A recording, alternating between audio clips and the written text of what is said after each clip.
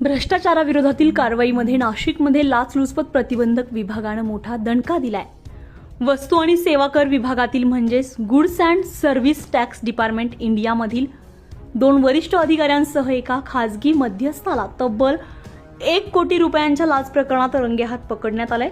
या कारवाईमुळे महसूल विभागामध्ये मोठी खळबळ उडाली असून संपूर्ण प्रकरणाची सध्या सखोल चौकशी सुरू आहे। नाशिकमधील दामोदर चौक परिसरामध्ये तक्रारदाराचे कार्यालय आहे। काही दिवसांपूर्वी जीएसटी विभागानं या कार्यालयावर कारवाई केली होती। या प्रकरणाचा तपास लवकरात लवकर पूर्ण करून देण्याच्या मोबदल्यात राज्यकर उपायुक्त सोमनाथ दत्तू पागे आणि सहाय्यक राज्यकर आयुक्त मच्छिंद्र विठ्ठल दोंदे यांनी तक्रारदाराकडे तब्बल 1,25,00,000 रुपयांची लाच मागितल्याचा आरोप केलाय।